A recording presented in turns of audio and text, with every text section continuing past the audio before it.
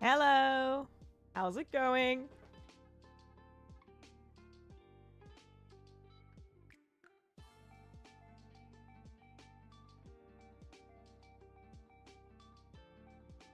Think I can put the music down a bit.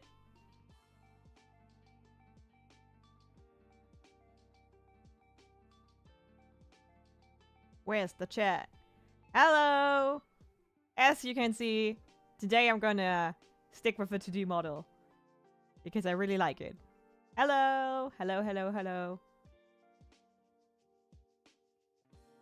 And now, my model even... I think I can make it a bit smaller. Wait.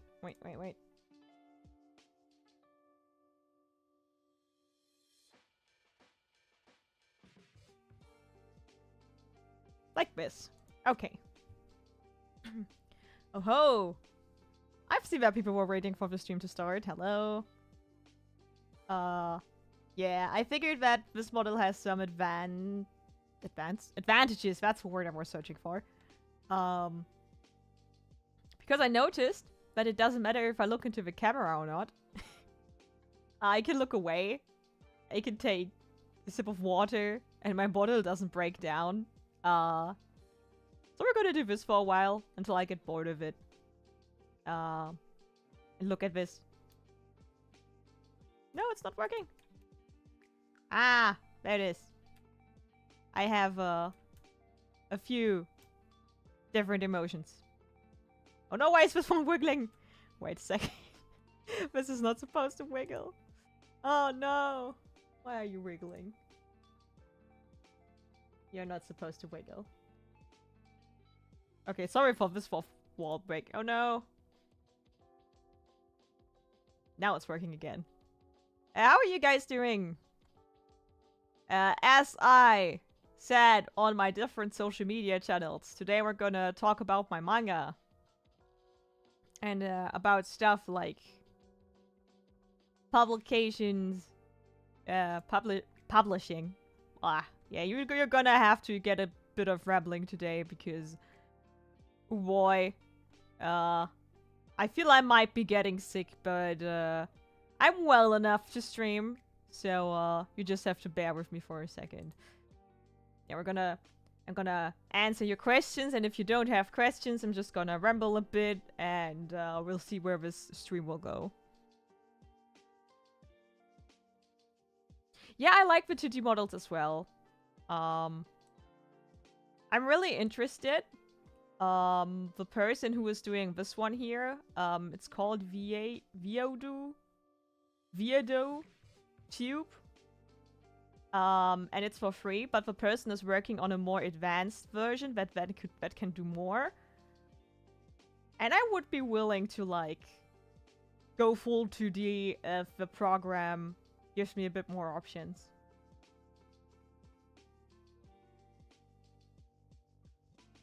Oh, what happened? Why is it emotional roller coaster? Can you even explain that to me without, like, having to explain everything? I need to get used to emoting by myself, though. Like, here. And this. Yeah, today is gonna be chill. Laid back. Just talking a bit. I have nothing really prepared. I'm woefully underprepared. But it's gonna be something, I bet. I mean, a lot of YouTubers have like the how is it called? Like the animated 2D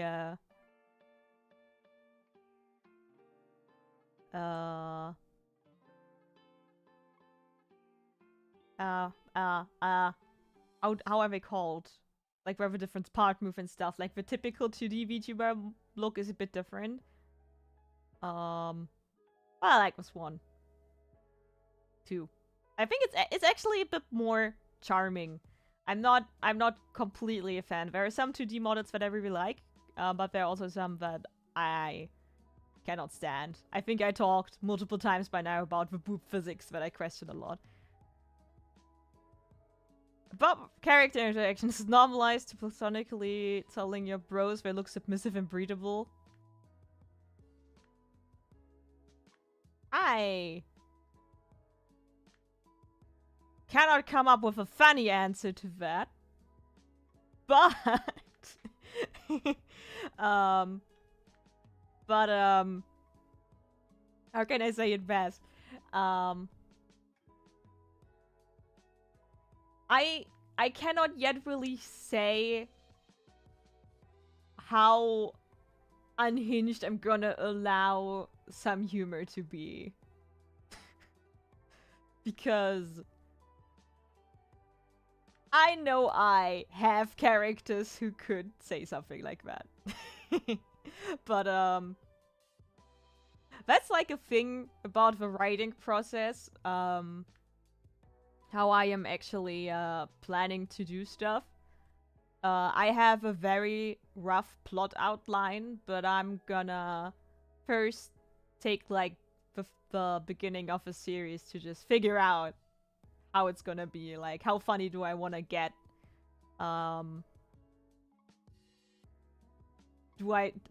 definitely don't want to have a very dry and serious story, but that's not my brand. But I could easily see me writing a series where the humor gets a bit out of hand. Let's just say it like that.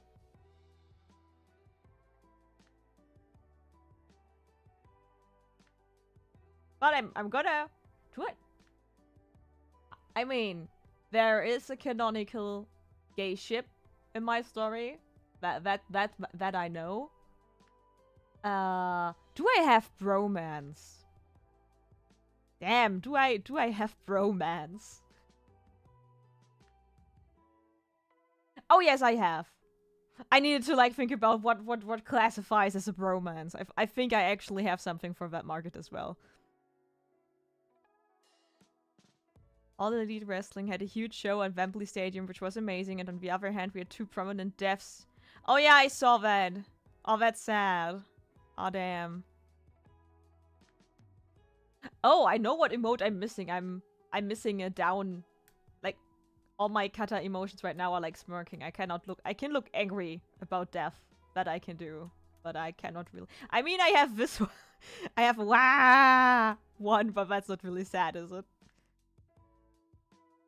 Oh yeah, the model that I looked out for, which actually is a 3D model, but it looks 3D 2D.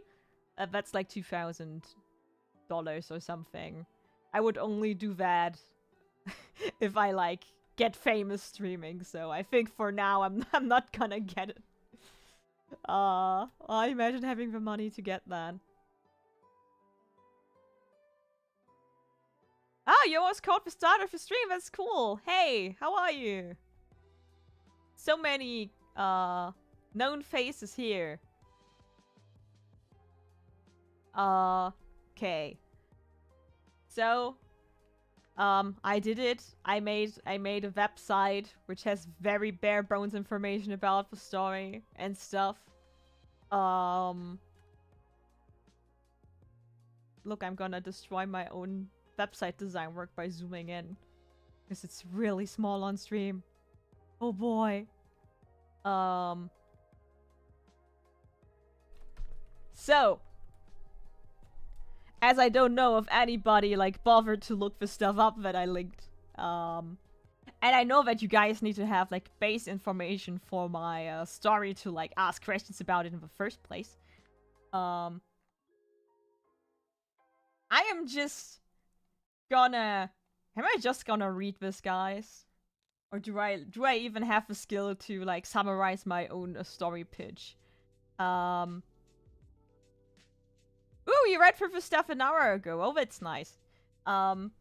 Basically, my story takes place in a post-apocalyptic world. Like, stuff happened. People got powers. Very My Hero Academia-like, basically. But oh no, the powers had side effects, and people got corrupted. Corruption is like, you might remember the beast that I drew once on stream. It's fine. If you guys cannot come up with questions, I'm just gonna talk freeform about it. But yeah, like corruption is a form where people kind of lose their senses. They don't have control with their powers as well as their minds. They kind of go feral. I think that's a good way to say it. And also animals have that too. And they kind of evolved into these giant beasts that are roaming the wilds. But we are actually not taking place in the aftermath of it. But like many years later, people actually got together again and built a city.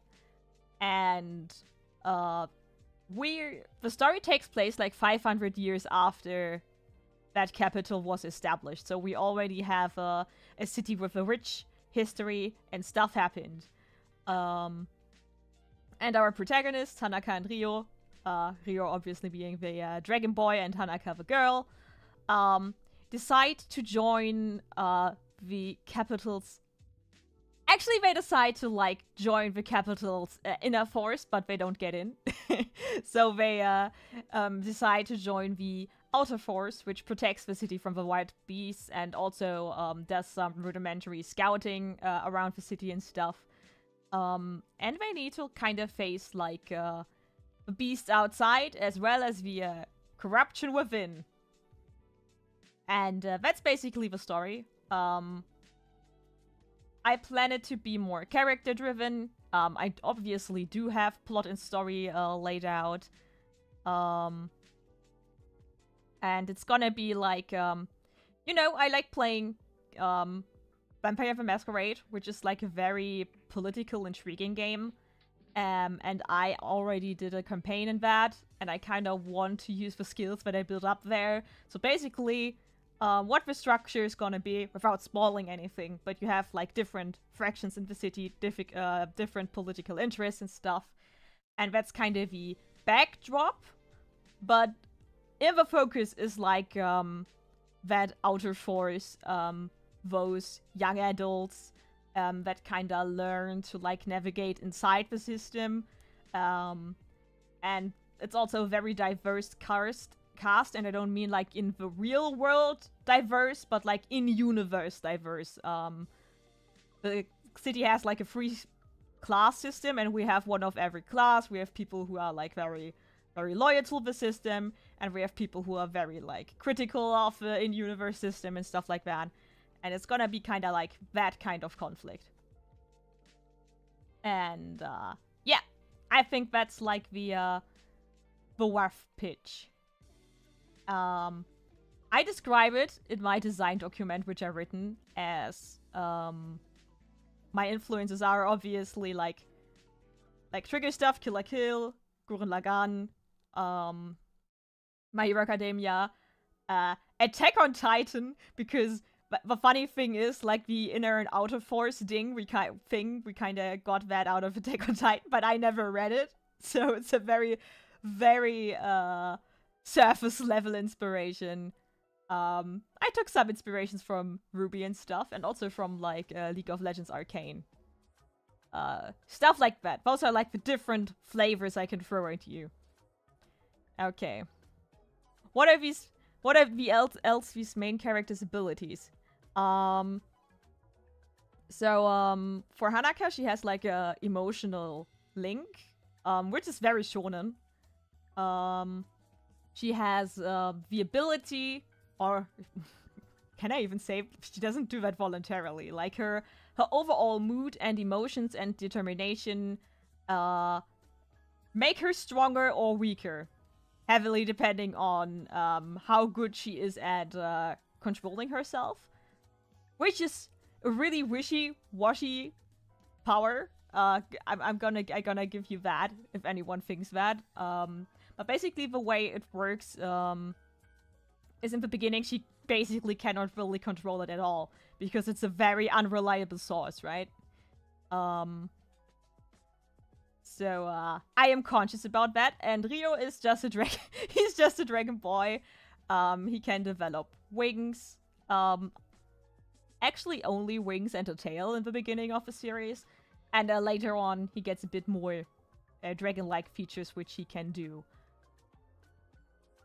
The others, I only have like the other 4 here. That's Natsuki can do fire.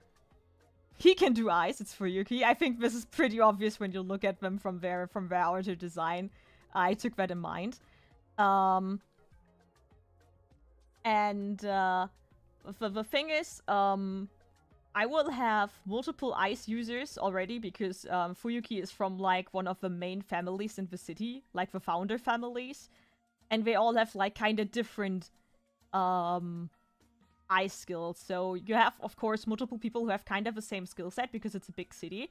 And for example, with the whole ice family, some of the family's abilities are more like a surface ice thingy, and they can spread a lot of ice very quickly, but it's not as strong and not as sturdy. And other members of the family have more like ice spikes that they summon, which are really fast and have a lot of impact, but you know their radius is kind of limited.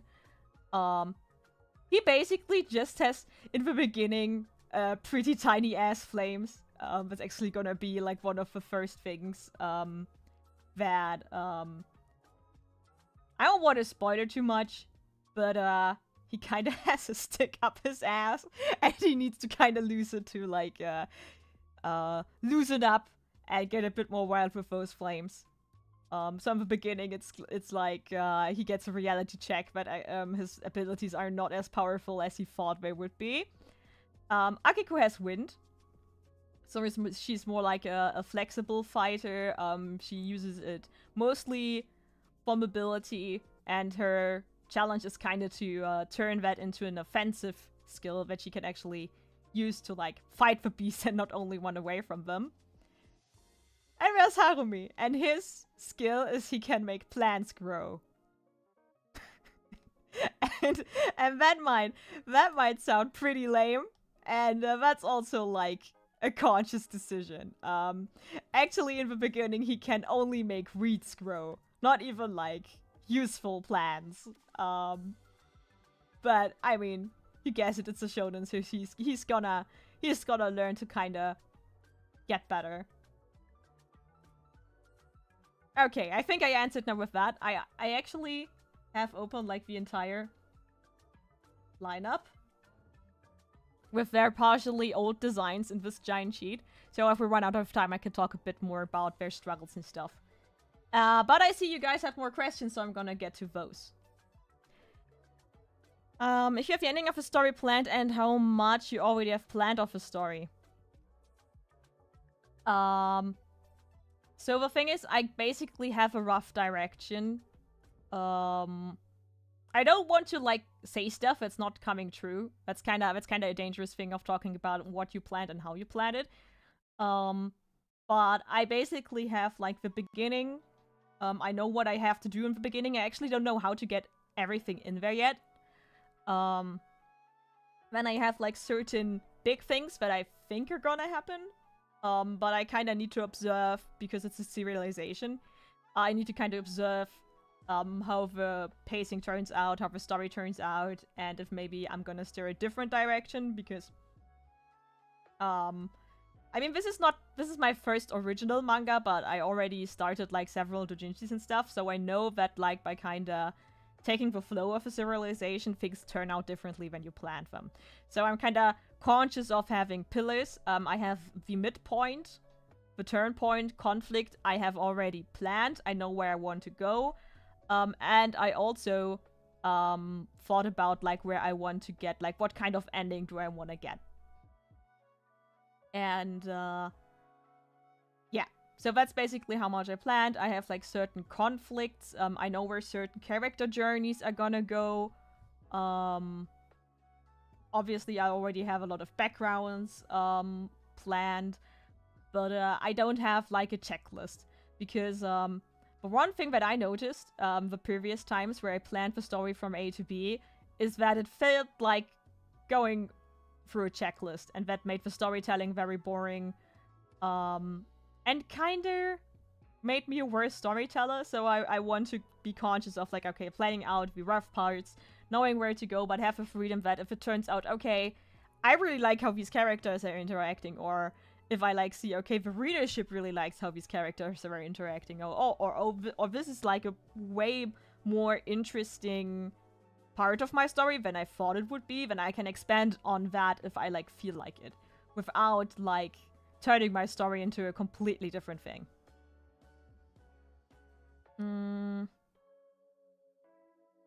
Perhaps The Last Airbender's Earth Kingdom capital, Ba Sing Se, being split into different areas can be used as an example of that as well. Actually, I thought about the, like, my inspiration for the whole city design was the Killer Kill City, which is, like, also different districts.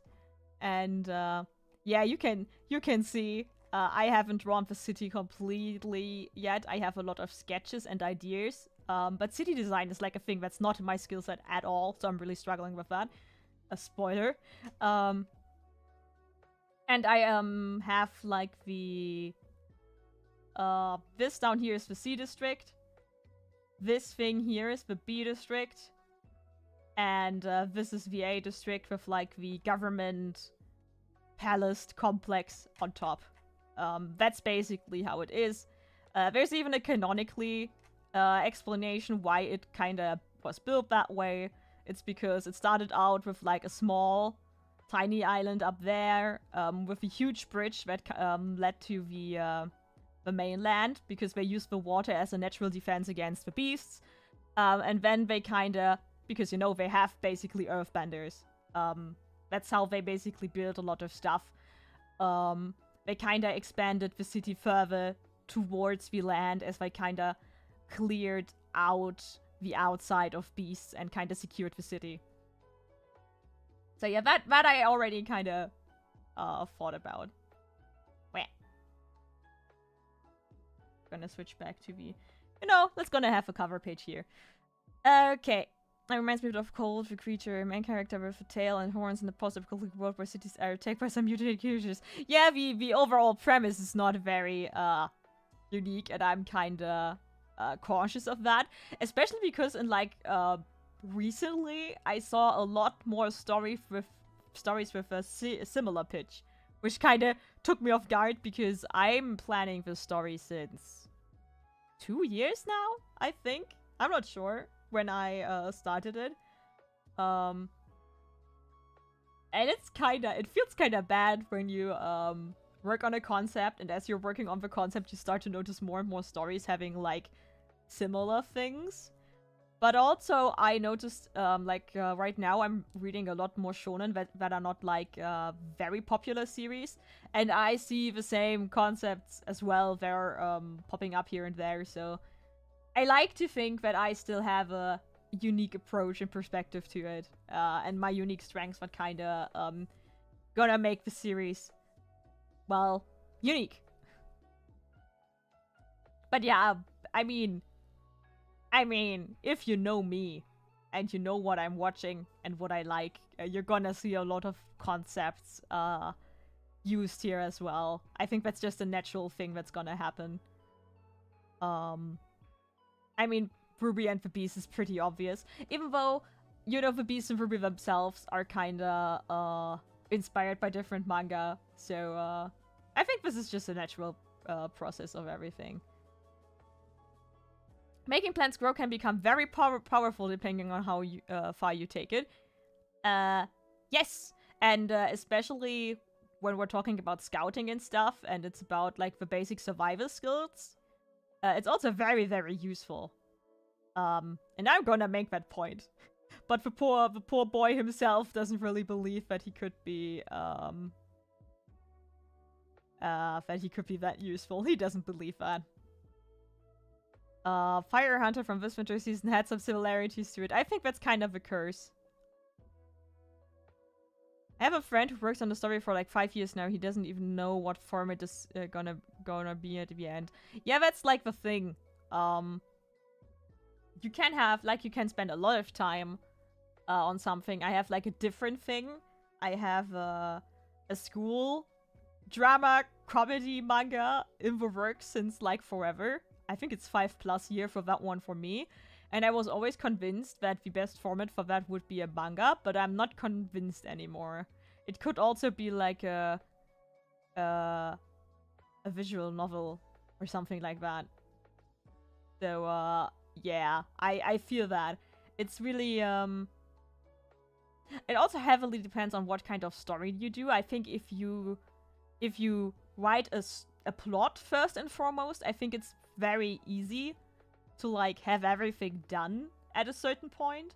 But if you're like me and it's a lot of world building and a lot of character building and writing, and it's also not your main job, I think that's another thing. I think if I had the time to just sit down for 3 months and just workshop the heck out of this thing, I would be way further down the line. But it always depends on, like, what the vibe of your story is, if that's an easy thing to do or not. I mean, the story part of this one is also pretty easy to do, because, my mission statement is not to make, like, a masterpiece. Of course, I want to do justice to myself and my work and my characters, but I'm pretty aware that this is my first thing that I'm going to do, and I'm not gonna try to, like, overthink it. So I kind of made peace with the fact, okay, I really love these characters, and I want to do it good. Actually, my main goal is to just have something memorable happen, or to have memorable stuff in my story. So if people really like the characters, or they really think that a certain moment was hype or something like that, then I already did what I set out to do. Because leaving an impression is, like, I think, a very important thing to do. And it's a great achievement to do, because, I mean, how many stories are out there who are just kind of mediocre and who you do like, but just don't care about them once you kind of laid them down and forget about them. So I really would just like to, you know, learn what my strengths are in storytelling. I only got to test it out in, like, a very limited format until now. So this is basically just gonna be a huge test for me. And I think it's gonna be a huge learning curve. And it's also a huge challenge. As you can see on the website, I always forget that I need to press on buttons to make my model change. Oh no. Ah, there it is. As you can see here. See, that's what I got this emote for, to point at the stream. As you see here, the release schedule is like 20 pages a month. And I think that's already pretty challenging when you do it, like... I mean, I'm not even doing it part-time, right? I'm still doing university stuff at the side. I also try to get YouTube videos out. And yeah, so, I'm only, like, I'm confident I'm gonna hit these deadlines because I already have everything storyboarded. But yeah, we have, like, a German release, which is, like, 20 pages a month. So by December, I will publish the entire chapter in English. The reason being, I'm gonna publish the manga on Animex. Probably as well on a website that is dedicated to the manga, but also on Animex, because that's actually, a lot of people do actually publish their work still on there. Because it has, like, story management functions and stuff like that.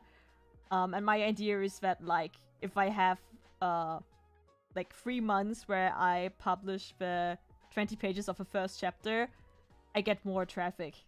And also it's a way to motivating myself to, like, have something published, because sitting on these, like, 40 pages for 2 more months, I think it's gonna drive me crazy.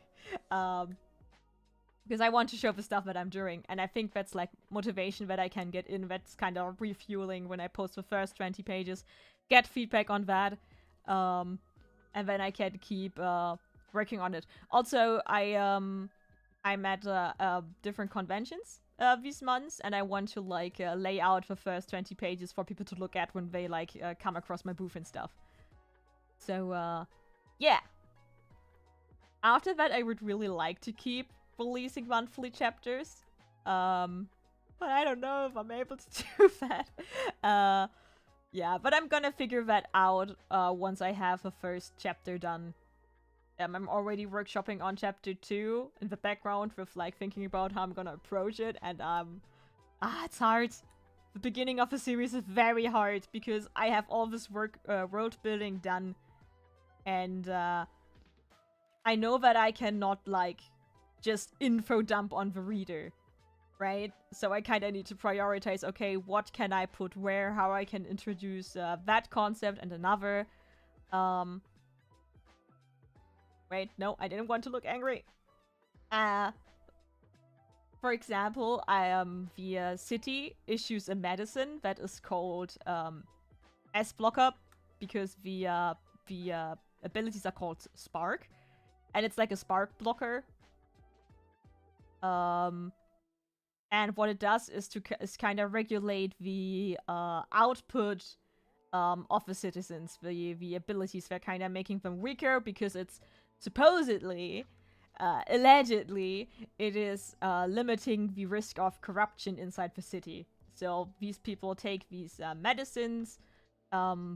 They have like doctor visits where they go and they get tested to see how they are feeling and stuff like that, and what their powers are, and basically different people get like a different doses. It's like a small liquid that they get, and how do you call it? The dose in English, I think. Like the dose you get of the medicine is kind of individual. And also people who are like working different jobs get different blockers and stuff like that. And that's a very basic concept. That's an everyday thing for those characters. But I don't know yet where to put it. Like where to introduce it in the story. If I'm just gonna casually drop it and be like, yeah, we take those. Maybe I'm gonna introduce it visually first and then later on explain what it does. And all those little things. And you as a writer put a lot of thought into stuff. Like, what I told you now is like the surface of the whole S-Blocker thing. It's also like people who are working in the forest get a different kind of blocker because they obviously need their skills to like fight the beasts, so they cannot like limit their abilities anymore. And also the people who are working in how do you call it? Fabriken. Damn it. I forgot what the word in English is. I always forgot it. Factories. Like people who are working in factories. The city has electricity. It has electricity because there are people with like electricity sparks who are going into the factories and they just put all their electricity in there, in the factories, and basically they are living machines who are going there and give the city their electricity and stuff, and they also get different blockers. And that's like just a teeny tiny bit of world building piece, and I'm already like, oh my god, when I'm gonna talk about it. Is this relevant enough? When should I introduce it? Because obviously I don't want to be the kind of story who forgets to introduce stuff like that. Just as an example. Okay, let that sink in. Let that sink in. That sounds like a very healthy job. Oh yeah, of course. I don't see any problem in there. I definitely not gonna have any like criticism of society or class in there.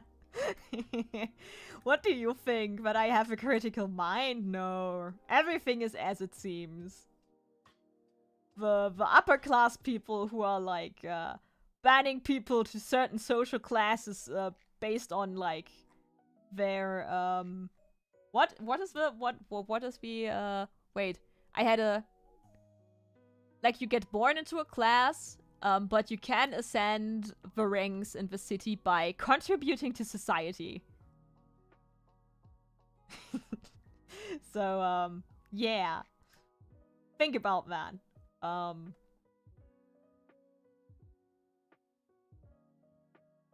I think I had a very good phrasing in that in like some of my design documents. I would have them open and read them to you, but I'm really scared that there's like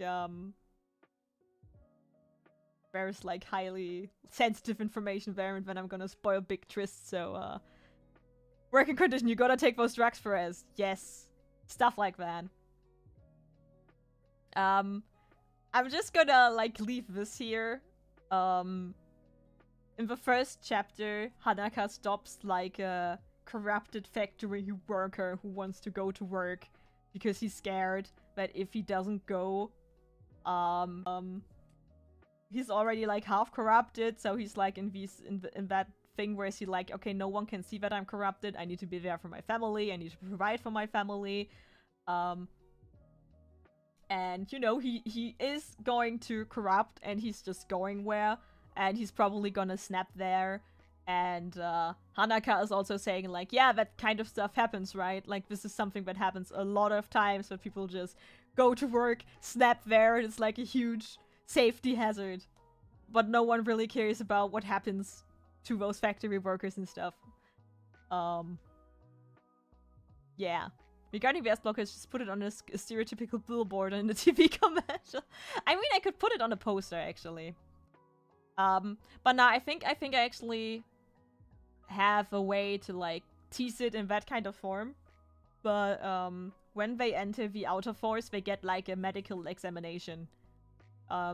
Where they get their individual, doses.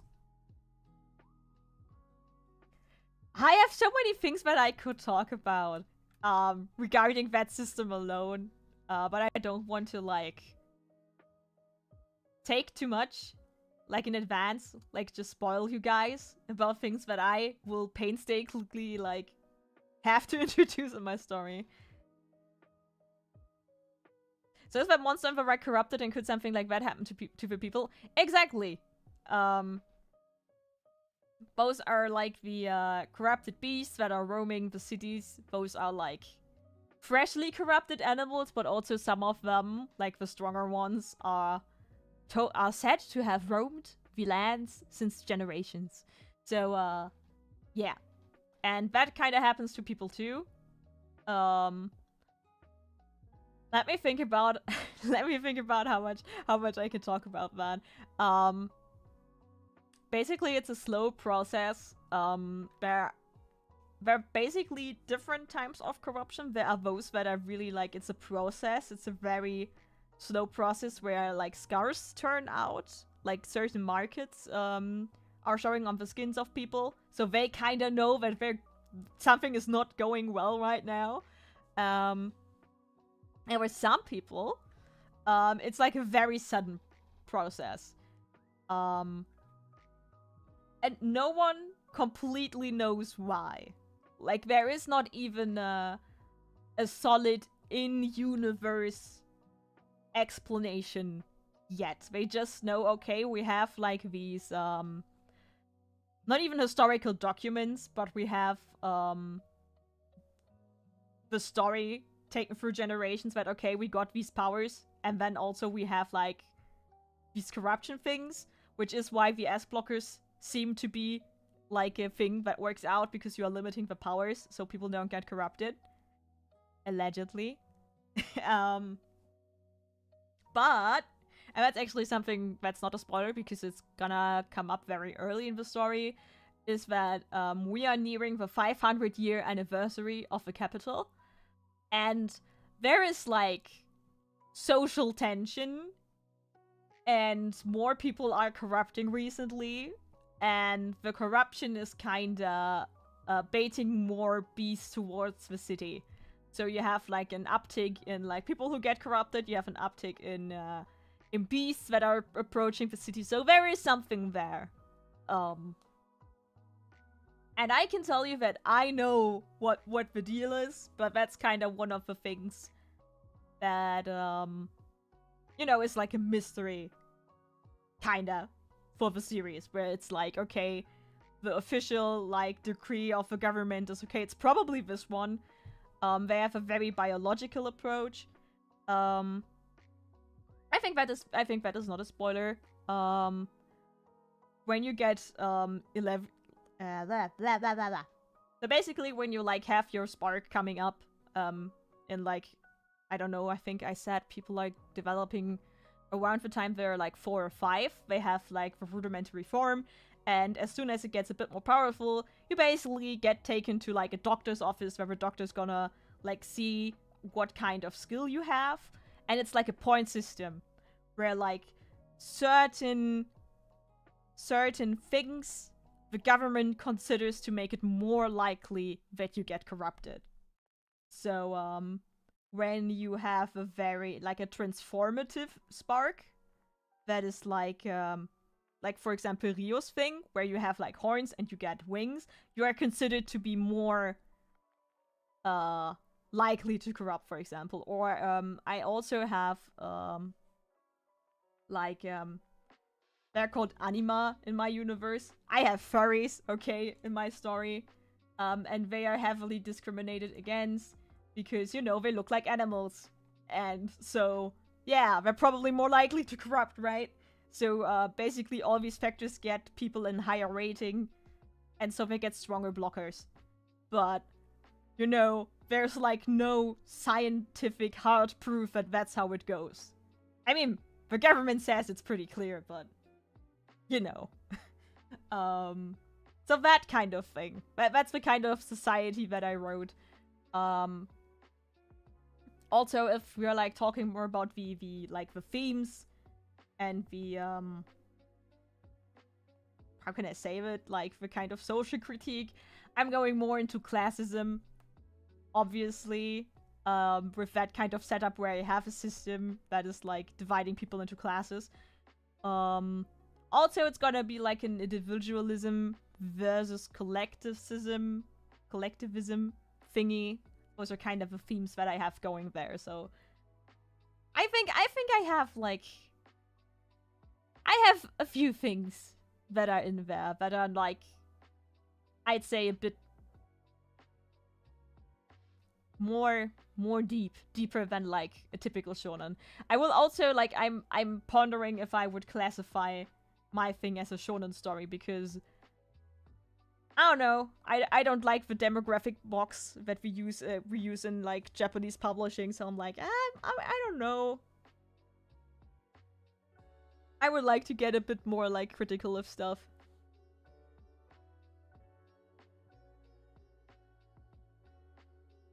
So, any other questions? Oh no, I forgot to bring my water with me. No. You know what? I'll be back in 5 seconds. You guys can write a question or something. I'm gonna really quickly grab a glass of water because I'm talking a lot.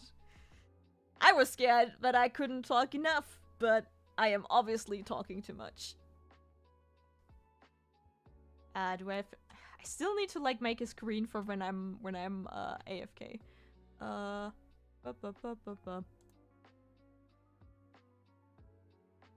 Be right back.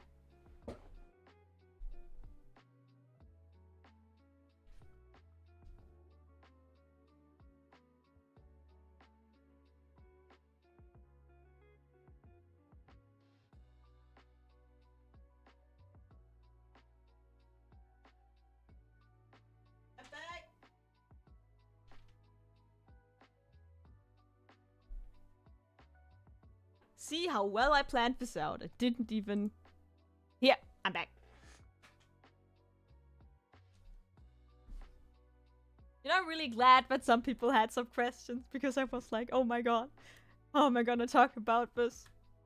Because I feel like having something planned out, like having all this word building and stuff, it can get really like very difficult to prioritize what to tell in what order. So it's easier to just like answer some questions.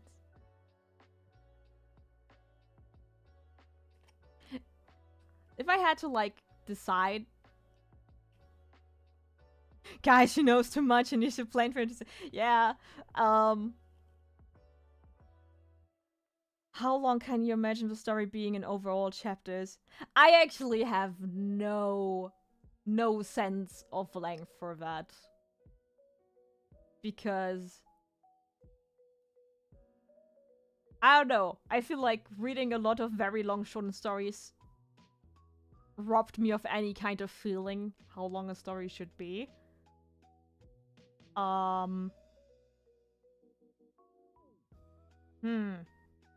me think. I need to like actually look at my manga.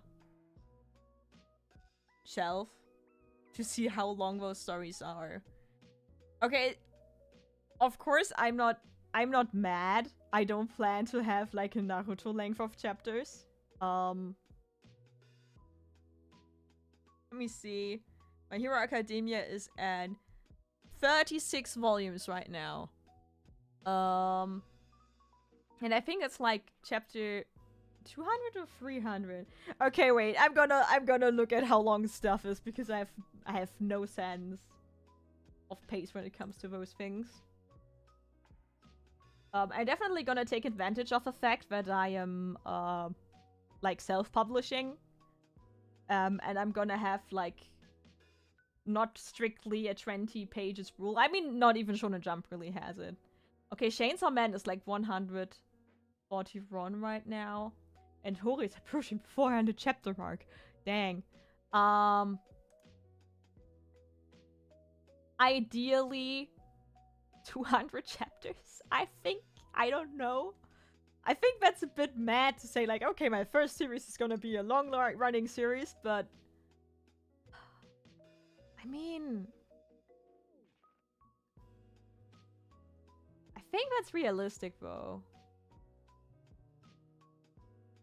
I'd say it's like 3 seasons of an anime, but well, yeah, let's say around 200 is my hope. I mean, if I endure that long. I have a lot of shortcuts I can take because of the structure that I have. Basically, once I let the events of the midpoint roll, I can be done in like 100 chapters, 50 chapters maybe, depending how long each chapter is. But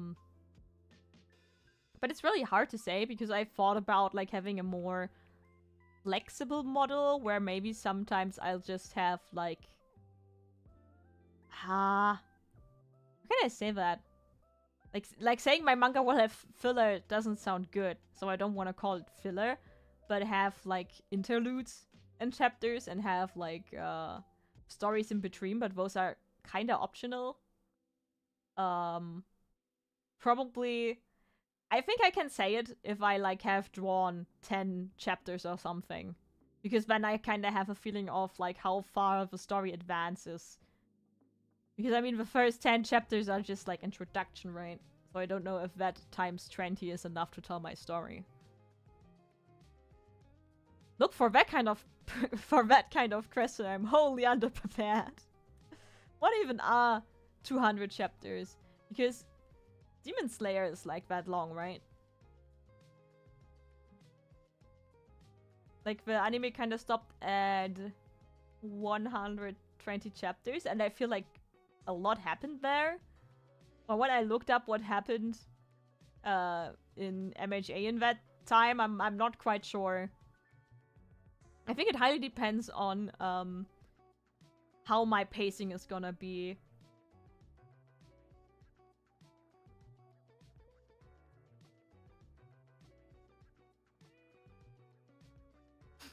Yeah, it would be 16 years for 200 chapters, that's true. I mean, that's a long project, right? I mean, ideally, I would like to have a bi-weekly release. At some point. But that is kind of like... necessarily then I would need to like be able to do it 4 times. And I don't see that yet. Like, my hope is that I have very slow progress.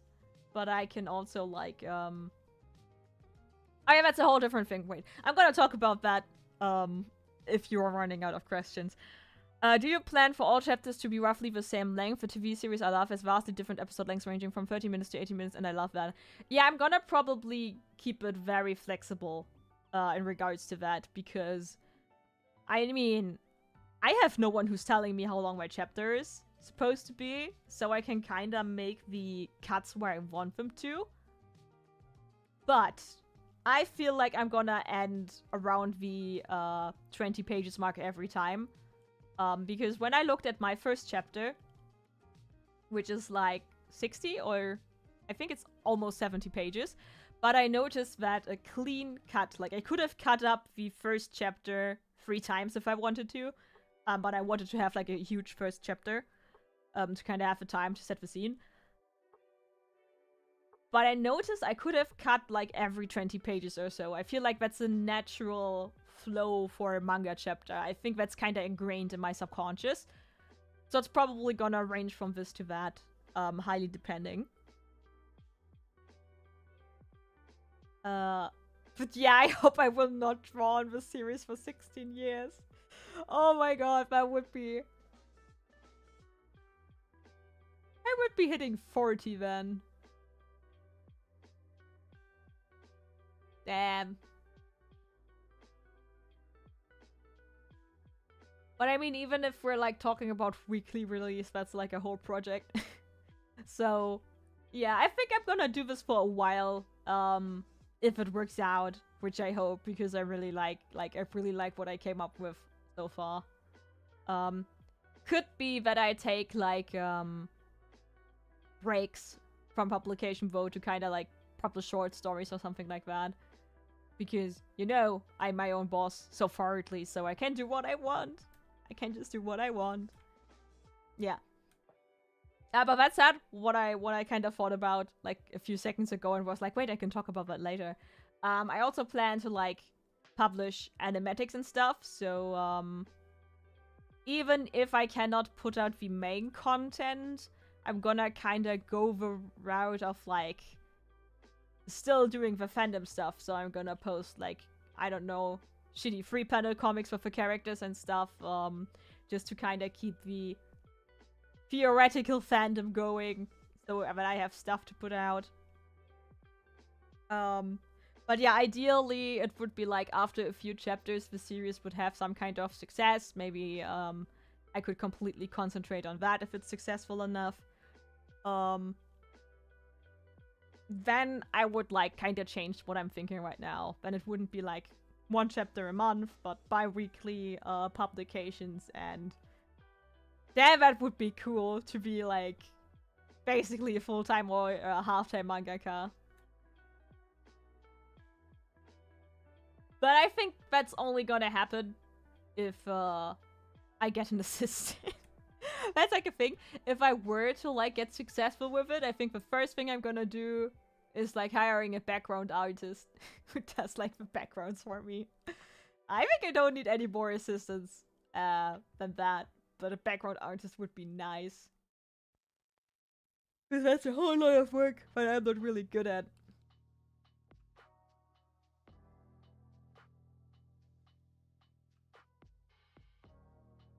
Yeah, long-form storytelling is challenging.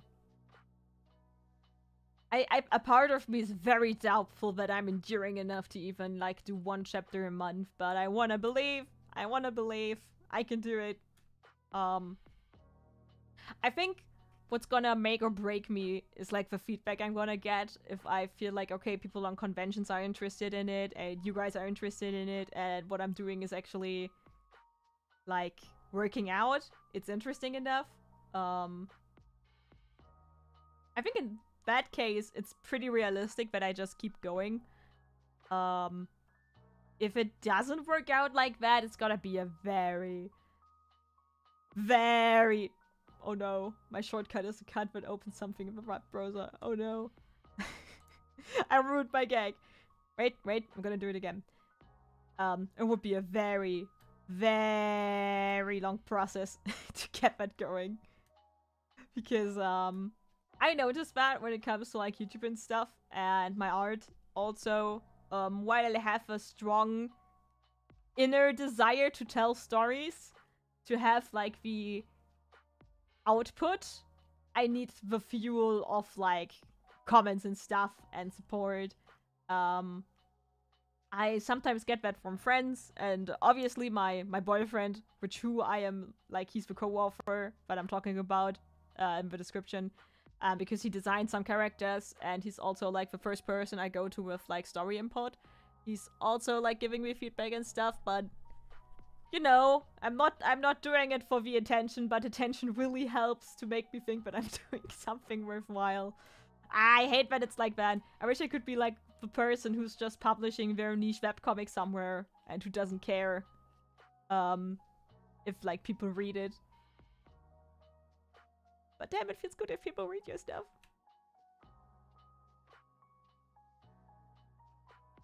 And yeah, and I'm gonna release it in German on Animex and probably on individual website, and I'm gonna release it in English also on a website, and maybe in the Shonen Jump Plus app. Like Shonen Jump has the Creators Corner, where like everyone can just publish their stuff. The only thing that makes me reconsider that is that I don't know what happens if you actually are successful on that platform. Like, I don't know if you theoretically are handing over some kind of publishing rights, right?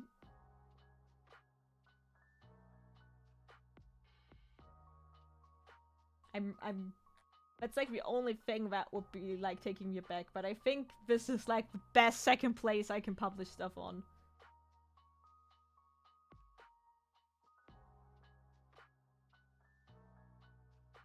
Also, it's such a mixed environment.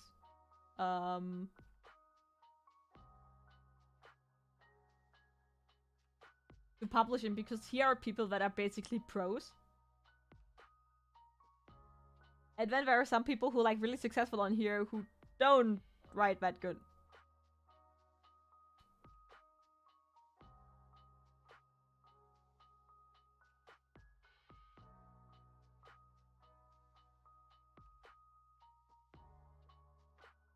Like, you can kind of see that there's more beginner stuff, but also there's already a lot of polish.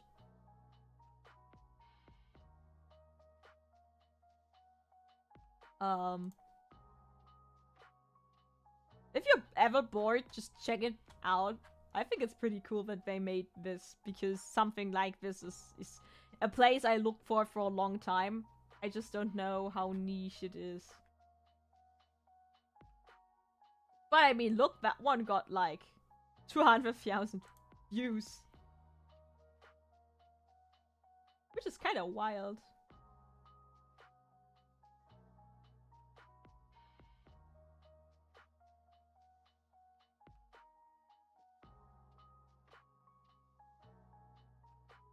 But I see why when I look at the rough chapter outline.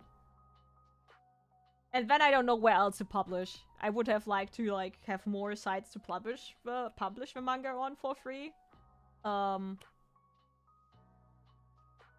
it's probably gonna stay free for most of its run. Highly dependent on how things go. Like, I'm thinking about these things, even though there's, like, no guarantee for success, right? But I'm already thinking about the stuff, okay, would I monetize my manga?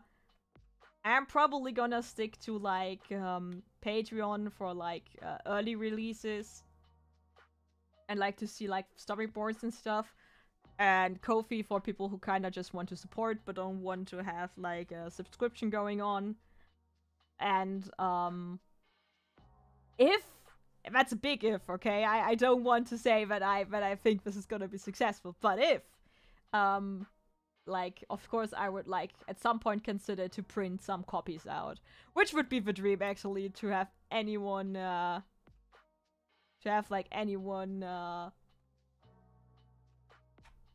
buy a physical copy of my manga. I think that would make me very proud. I'm actually thinking of just printing the first chapter as a small thing for myself.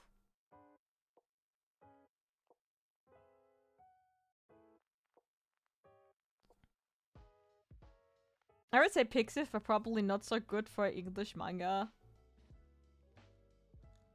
There are people who publish English manga on Pixiv. So, yeah. I would also consider that. And I would totally consider to, like, translate it into Japanese at some point. But it's also something that I would only do if it's successful enough that it generated some kind of money, because I would like to pay any translator who I'm hiring. And no matter how much I'm gonna improve in my Japanese, I'm not gonna write that. Because I think writing a manga in Japanese is like a whole different kind of skill set. And yeah, English please, I don't understand anything except for German, English, and Japanese. I mean,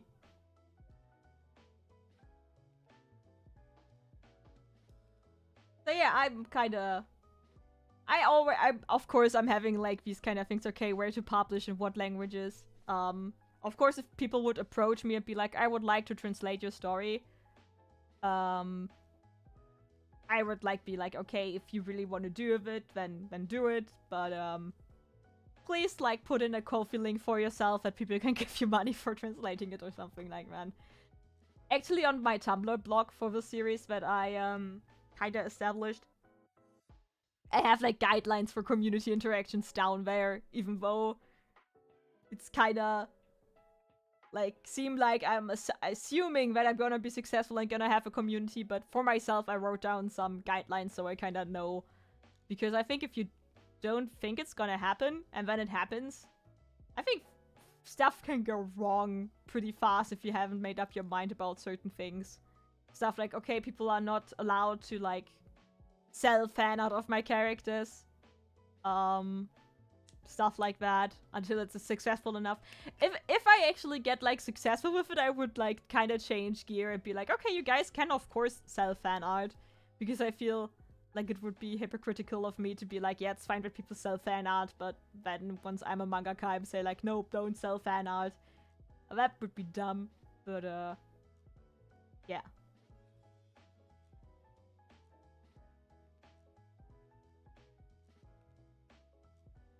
Any more questions?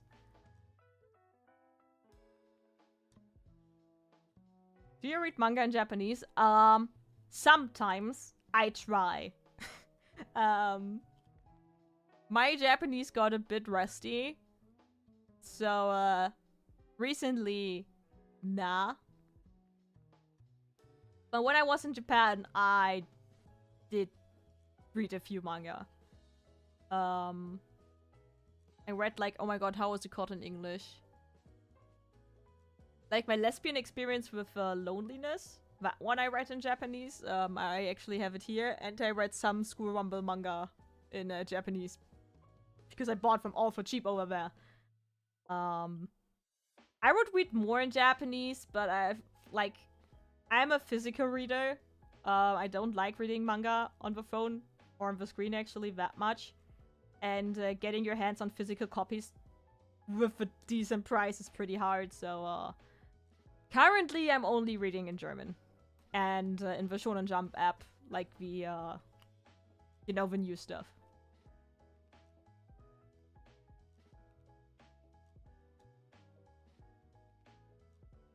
I think that would be actually really exciting to have people translate my stuff and then read it in Japanese. I think that would be wild.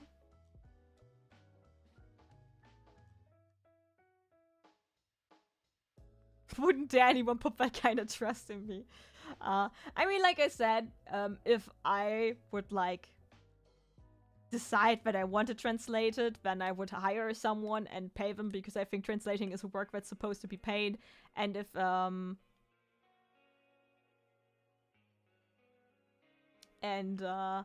you know, if like fans say like, hey, can I translate it, then I would be yes, but please put a Ko-fi link for yourself there. Because I want you to get paid for what you do. My lesbian experience with loneliness is so good. I should read the other one. Yes, I have the Dialogues with Myself one. I have the first volume and it was an entertaining read. I think their work is really interesting.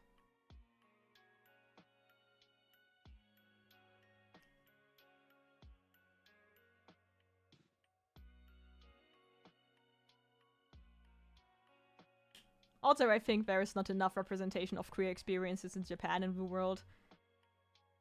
I had like the one guy, where when I ranted on Twitter about some responses to my Bakuman video. By the way, I'm not happy with that video. The further time goes, the more I'm happy I'm with that video, actually. Not because what I say there is wrong, but I feel like I made the video a bit sloppy and I could make more points more precisely. But still, I kind of ranted about people being like, yeah, but you know, it's Japan, it's supposed to be conservative and sexist and stuff. And I kind of ranted about it because I think it's like a very... Like, for multiple reasons, it's just weird and wrong to say it because, you know, shonen stories have different degrees of sexism in there. There are shonen stories who actually have no problem with their female cast. Like, it's possible, guys. That's not an explanation. Also, like, the Japanese society is not a monolith. It's not as homogenous as Japan likes to sell itself. And ever since a guy, like, posted under that thread, like, oh, but I think it's good that Japan is like that. Like, that there are basically, like, no progressive and feminists over there, and that they're so traditional. And ever since that guy interacted with me, like, in, like... Regularly, I am retweeting Korean news about Japan and stuff, because I'm like, guys, it's over there too. This is not, like, your conservative paradise over there. That was a tangent. but yeah, I think it's always cool to, like, see that kind of experiences from Japanese authors and manga and stuff. Same with the one where I only know the German title, Wer bist du zur blauen Stunde? I always forget what it's called in English, but that one is also very good.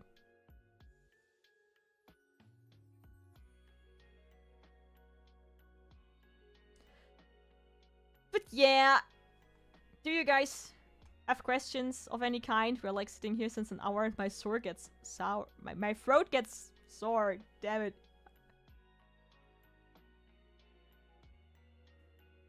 I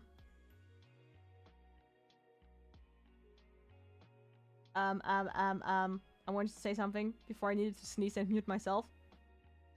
Yeah, I'm like, if you have any questions about the manga, then, like, ask me now.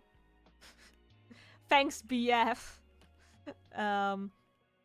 Otherwise, I would just, like, talk about different topics from now on.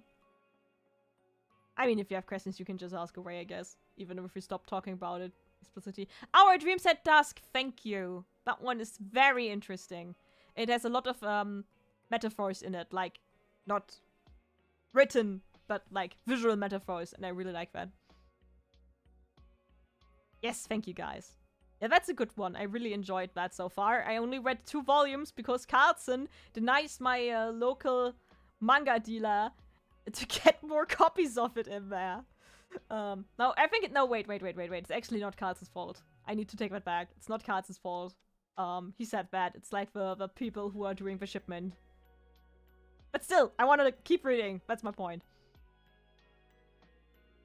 Nino Taku TV recently made a video about the Gundam situation. You mean the fact that there is queer subtext that is, like, leaving the area of subtext, so people have a harder time denying it? I actually need to, like, watch that Gundam. Because, I watched some episodes, but always when I was half asleep. And it looked really good, but I was half asleep, so I cannot fully say if it's good or not.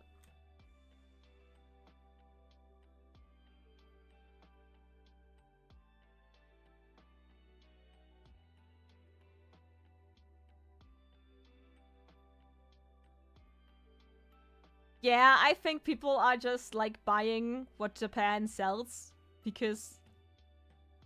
I mean, it's almost propaganda from Japan that they're like, yeah, we're different. I think it's really weird for people to buy it. I always get really, confused when people talk about, like, oh, there are no queer people in Japan. And I'm like, I learned that queer people exist from manga. Like, that was my first touching point. Like, Clamp and stuff. Like I said multiple times. And also, like, I mean, yeah, Japan is because they are kinda very racist. Like, they are very, in quotation marks, pure Japanese. In very high quotation marks because that concept doesn't exist. I think that there are also, like, there are a lot of, like, Chinese descendant and Korean descendant. And there are queer texts about anime and manga. There definitely are. There definitely are. I mean, shoujo is like full with social critique and stuff, like it used to.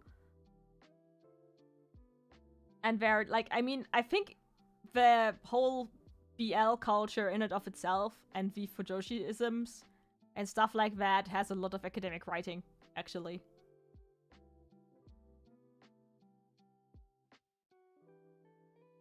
And basically, vampires and shards not acknowledging a lesbian marriage between two of the characters. Ah, yeah, that. Yeah, that Gundam is supposedly fantastic, that's true. But what I mean to say is, like, Japan is not like it says it is. A lot of, in quotation marks again, foreigners in Japan are Asian too, so you don't see it. But there are non-Japanese people living in Japan, and there are people who don't look like...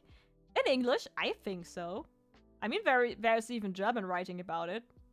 I think it's actually a... I mean... The thing is,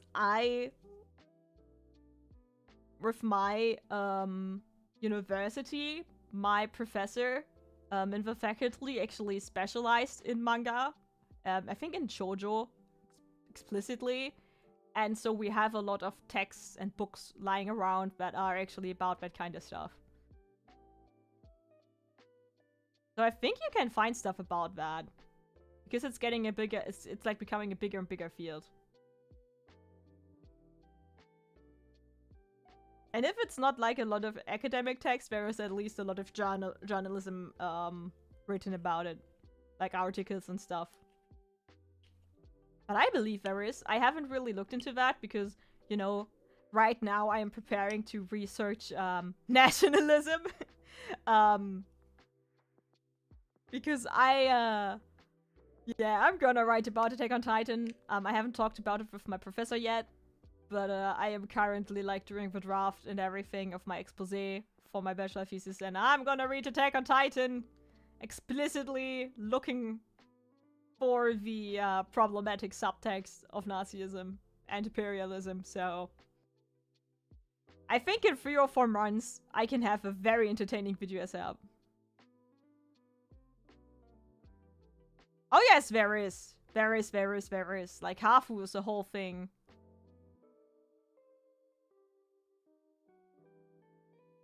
Yeah, they're not living. Like, multiculturalism is not like a experience that Japanese people have to tackle. But you know, they probably need to change their policies on that soon because they are dying.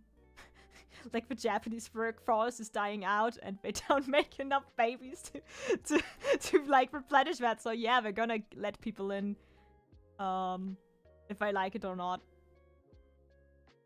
But, I mean, there are a lot of Hafus, and because of where Japan is and how it worked historically, they have, like,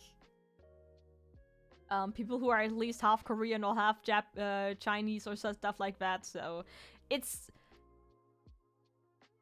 like, I would say it is very homogeneous, more than I like a society to be, but also less than Japanese conservatives like to think. I think that's how I would describe Japanese society. It's also like, there's like queer representation-wise, like, in Japan, it's still not okay to be any kind of queer. Like, to be gay, or to be trans. They also have a bit of their own queer culture. Because they actually, I think they call non-binary actually X-gender or something like that. I don't want to, like, talk too much about it because that's just stuff that I read about, like, once. So they also have a bit of very unique stuff in there. But it's like, I went to a Pride event in Osaka, and it was very small, and it was almost cute how tiny it was, but it was also very shocking how tiny it was. Like, it was just a few tents, and not even a lot of people, and you could barely tell that it was a Pride event, because there wasn't a lot of rainbows.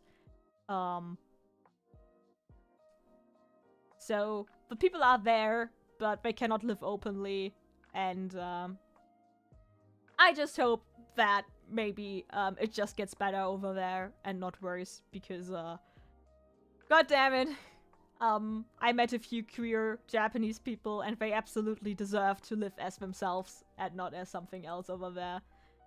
Which is basically why I'm getting even like angrier at weird anime fans who kind of want to be like, no, this stuff doesn't exist in Japan, because that's what some Japanese people think. In my dorm, there was one girl who said like, no, gay people are like, that's a Western thing. We don't have that. And I'm like, no. Yeah, social work, I think, is a very depressing topic in Japan, actually. Like, everything that I learned about the social system in that one seminar I went to, let's just say there are better places to be at.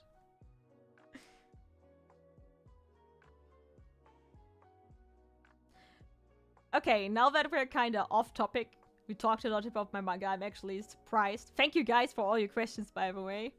I kind of tried to promote my manga more and get interest up to, like, you know, also motivate myself. I thought this was like something I should do at some point. Probably gonna do like an Instagram or Twitter Q&A at some point again after I publish the first chapter or something. But my big question is, guys, what do you want to like have in these streams in the future? Because I kind of figured that I'm not as good at drawing on stream. Like, I think something like the emotion memes, that works well, but I cannot work on the manga on stream. Because I drew like only 2 pages or so since the last manga drawing stream, but I could do them so much faster because I just concentrated on drawing the manga. So I was kind of curious what you guys would like to see. Would you like to see more gaming? Maybe tier lists or stuff? Would you like to get like reaction content, but you can send in stuff on Discord and I can watch it?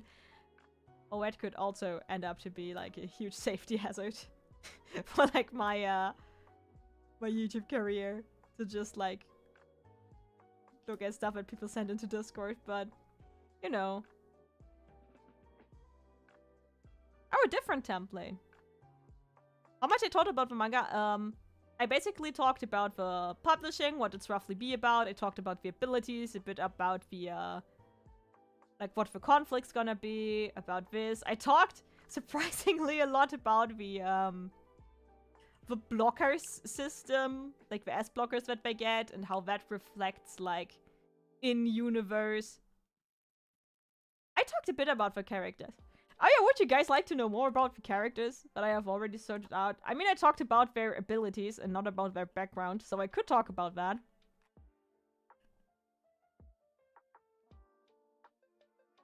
But I also feel like knowing the characters like getting to know them in the manga bit by bit is kind of a fun about it.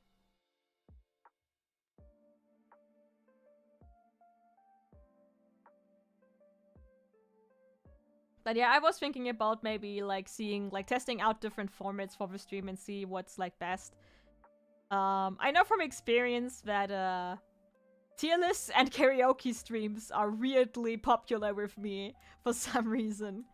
So maybe I would like try to get some kind of schedule down. Like something like the emotion memes is pretty fun indeed. And it filled like 3 streams. So maybe I could also do like small projects. Just like be like, okay, we're gonna spend 4 streams on this illustration or something like that. I don't know. Okay, I think I need to like rest my voice a bit and then I can talk a bit about the characters.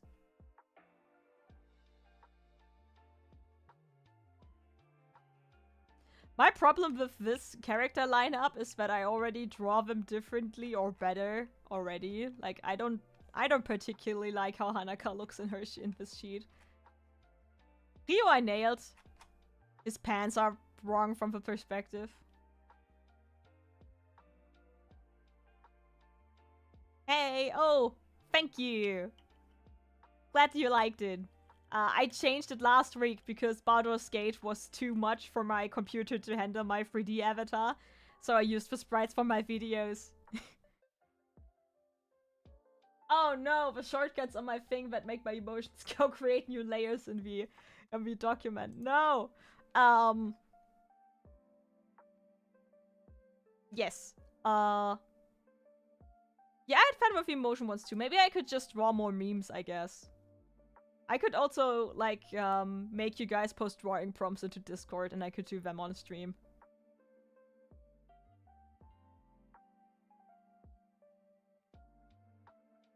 Ooh, hands for posing. I'm gonna check that out in a minute.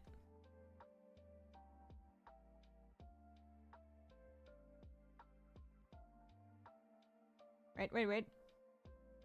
Oh yeah, I know that one too. I know that one. That one. I could do those next.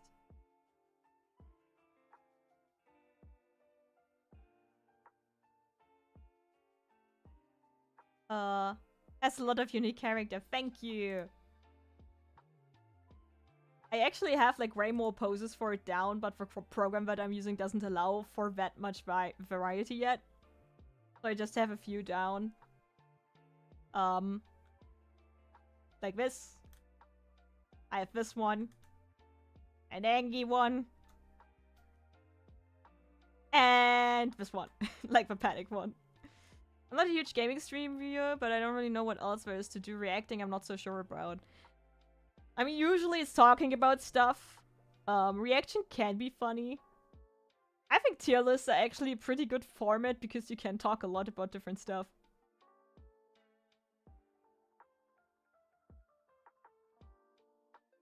I mean, for me, the challenge of the emotion ones is to like get random expressions and to have to work with them.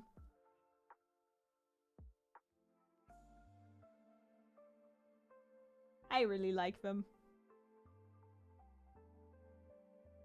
So yeah, since some people are like joining late, I talked already like an hour about the manga and stuff. I have a page up on my website where like the rough infos are if you're like really confused. But my throat is sorry, so I cannot I cannot talk more. Wang's the same crazy hair over and over again. Angie avatar face. Yeah. I would so like to have like not just a static like body and just the faces switching. But it's really hard. It's really hard to draw like different kind of sprites. So I have to live with this.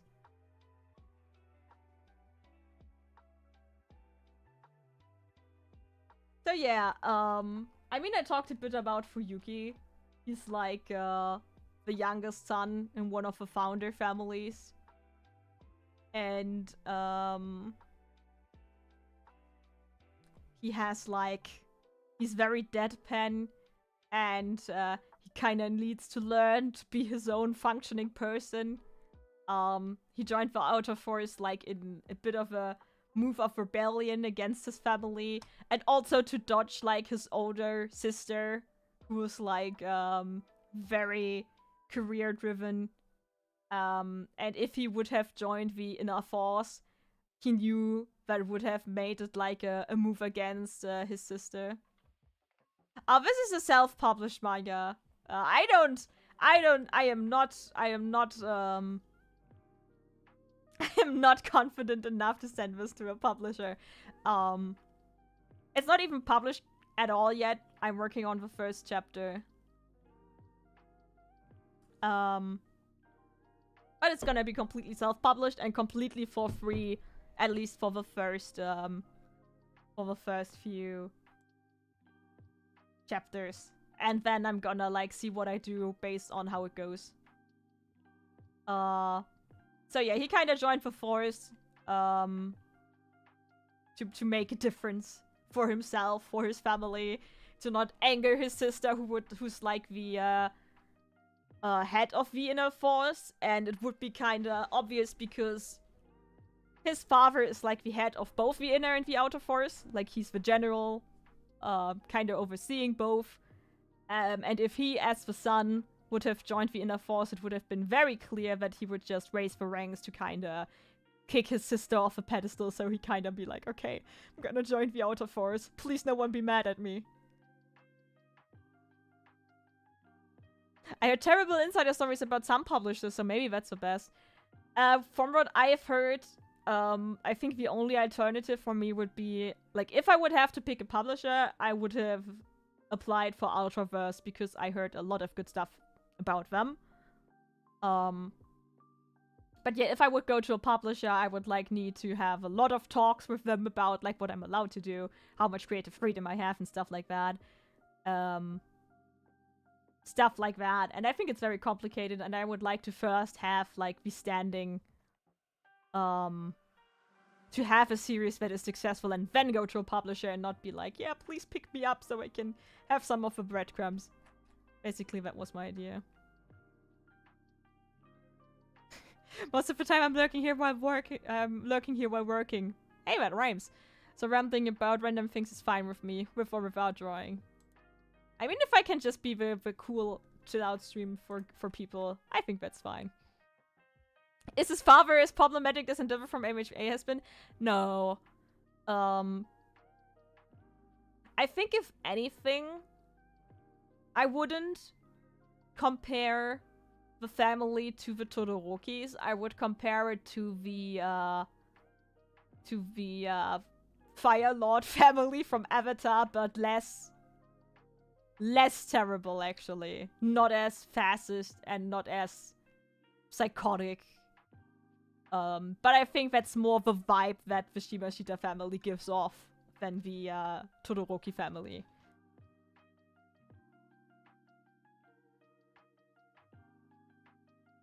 So, yeah, his father is a bit better. Still a traditional guy who, like, expects a lot from his son and stuff. But he doesn't have a scar, so a bit better so far. I mean, those are the two protagonists. They are from the C-class, they are C citizens, so they're from the lowest district in universe. I mean, I don't know, I already talked about them sometimes. Hanaka is like... Hanaka is a lot. A bit tomboy, but not really completely. She's more like a sassy kind of muscle woman, if I'd have to, like, put her into boxes, which I don't like. She has a strong feminine side that is not really apparent when you interact with her only on daily basis. But very strong-headed. Doesn't know when to keep her mouth shut. Bisexual terror. I think that's how I would describe her. Then we have Ryo, who's like a mess. He's very sweet and very nice and doesn't like conflict and wants everyone to get along. He's a bit of a crybaby sometimes, but he's very loyal and keeps Hanaka in check. And that's kind of their thing. They met when they were kids. And they decided to stick together for everything. I would say Fuyuki's father is more ambitious and depressed, but not abusive. I think more ambitious than Endeavor is kind of not right, but yeah, definitely more depressed. Yeah, I get it, but boxes are pretty fun in fictional works. Yeah, I would say, do I have anyone I can compare her to? I like to, like, compare. I mean, with Ryo, the best point of comparison I have is Reiki from Skate the Infinity, actually. I think.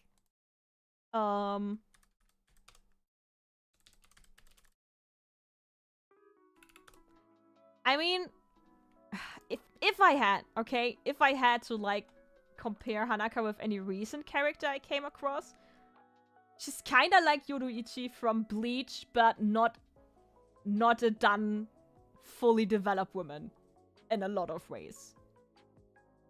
That's like a kind of vibe that she's giving off sometimes, but she's not. She's very immature in her own way, and a bit more jokier. No, wait, what? That sounds wrong. What sounds wrong? No, what did I say? That sounds wrong. No. Yeah. I don't want to get into their backgrounds. That sounds wrong. My English is kind of bad. Oh, that's great. I mean, it's fine. We're a bunch of not native speakers here. I think there's not a single English speaker. I think we're all German-speaking people that are collectively speaking English because I decided to make English content. Oh, what you said. Okay.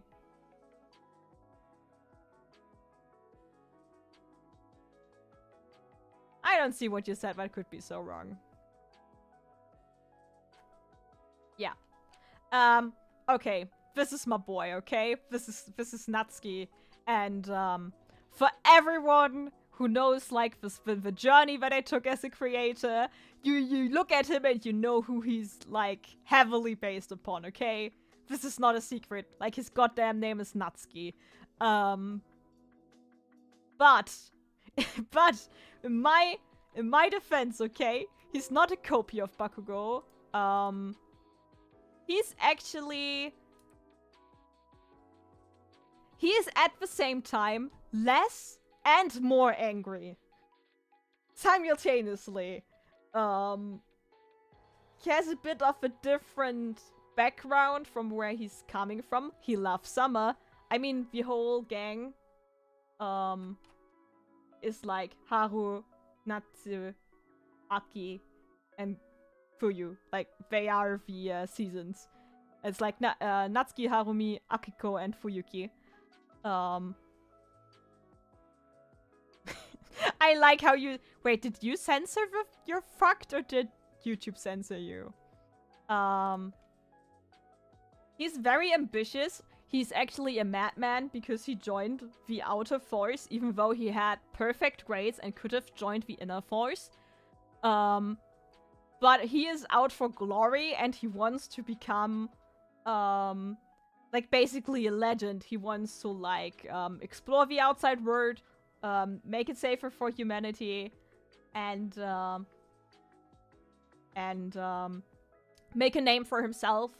And purely out of this childish ambition, he decided he takes the less secure job and risks his life and stuff like that. So, yeah, he's very, very stuck up in a way at first.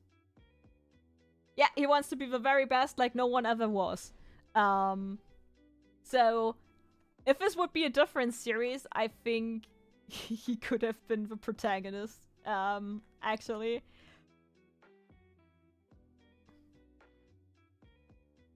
You just wanted to write that too. I mean, that's basically the thing. He kind of looks like Gary. Like how I designed him, he's like Bakugo, Gary Oak, and Ichigo kind of mixed together somehow to create something that doesn't look like Bakugo. He's not gonna commit genocide in the end. But he's gotta learn to let it go. He basically has a bit of a culture shock in the beginning too. He comes from a background where he's like the best of a class, and he always gets his way, he gets everything done, and then suddenly no one takes him serious, everyone thinks that his motivation is kinda dumb. And then he, like, basically turns into an angry mess for some time, and very stuck up, and then he learns to let loose. He has, like, a rivalry thingy going on with Hanaka. Harumi is a very timid boy. They are best friends, actually. This is just a pretty wholesome friendship where maybe Natsuki doesn't take Harumi too seriously, and Harumi thinks he could never ever be as confident and cool and clever as Natsuki and stuff like that, but they have a good friendship going on actually. And he's just very timid, but he loves the exploration aspect. He wants to go out and learn things about the outside world. Also wants to learn, like, things about the past, find new places and stuff. So he kind of pushed himself to follow Natsuki into the forest. Yeah, basically, he's like a young adult Deku.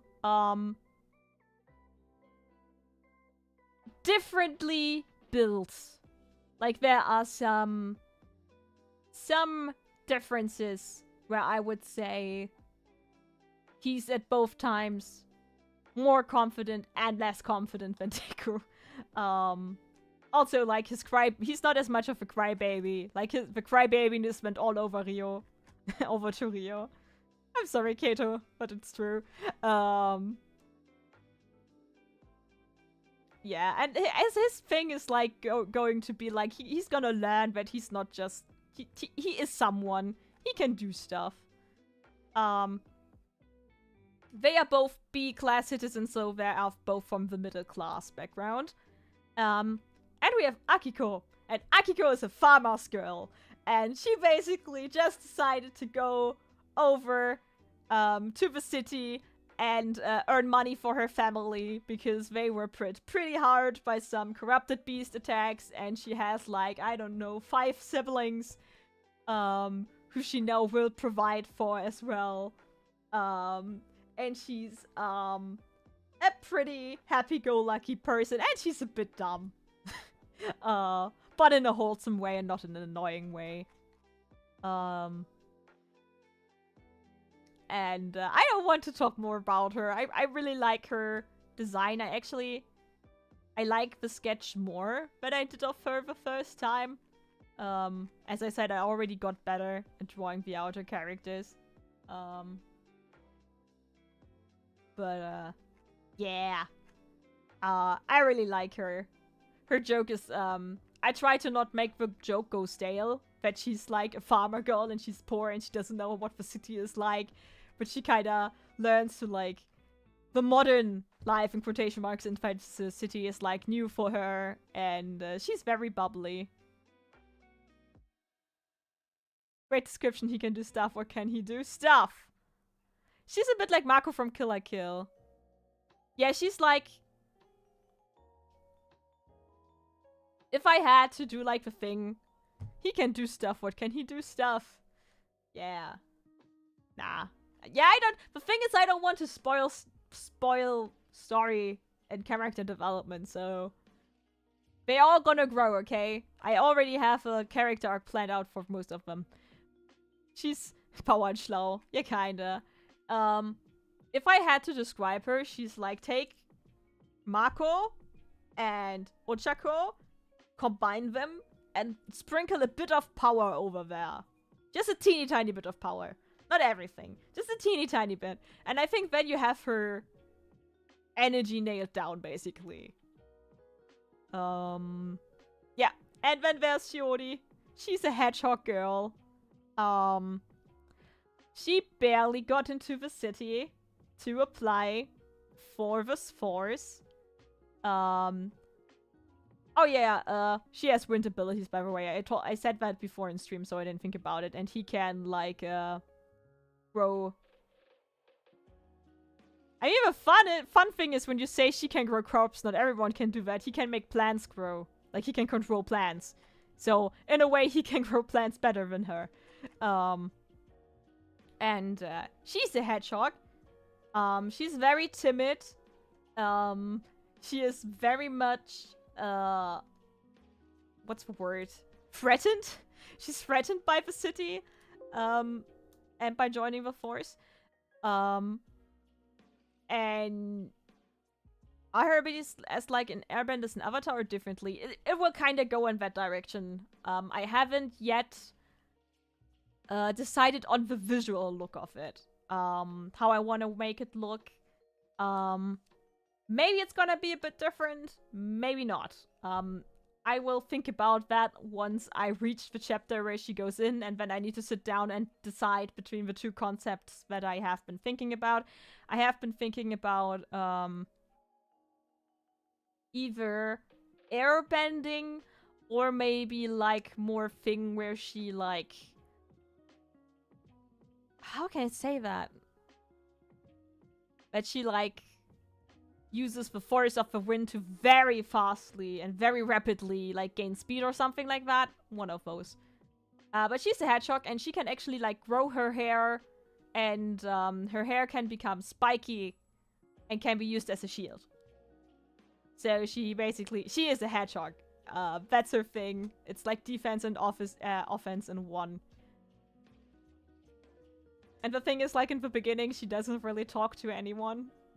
She doesn't want to talk to anyone. She's very threatened by everyone. Just because, you know, anima, which are like the animal people, are discriminated against, and she's just, it's a lot for her. She didn't really go into the city voluntarily. It's more a thing that she has to do than she wants to do. If she could choose, she would like to have a peaceful life, but she cannot. And there we have a squad that is not colored in yet, and his design is even not the present one anymore. This is Gigi. Gigi is like the party girl. Also from the C district. So from port background. I don't want to get too much into the other characters' motivations because I want to have a bit of a mystery and a comeuppance. But her thing is that she can produce shields, but like bubbly shields. Like, do you know how the shield of Steven and Steven Universe looks like? It's kinda like that. She can make bigger ones, and she can like produce some that are a bit more distant to her, so it doesn't have to be right in front of her arm. Isn't Akiko like jumping with wind and stuff like the jet from Valorant? I don't know, Yan. I'm not completely sure. I was thinking about it that way, but then I was like, yeah, but maybe I want to do it differently, so I cannot completely say which one it is yet. I don't know if I want to talk about the rest of the characters yet. Because they are coming up, and I think actually those are like, we have some of the most interesting characters in here. I kind of want to present them as MR. I don't want to like, I mean, this is basically your gothic girlfriend. It's basically what Shiko is. And she has the electricity spark. Like, she uses electricity, but dodged her fate to get into the factories. So that's one of her things. That one is the class clown, more or less. And his design is not that one, actually, anymore. He's actually the guy we drew on stream a while ago.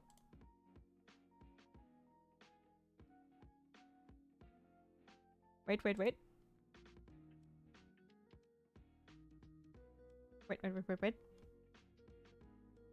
That guy. That's Daichi.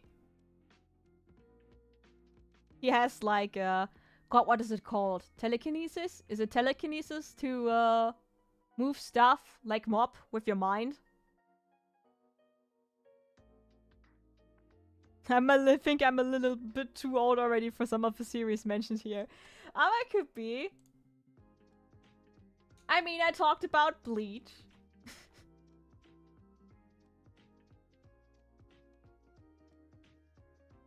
I mean, I also read some old school stuff. And I think that's in there subconsciously. But I have pretty modern inspirations for, like, the immediate characters' designs and stuff.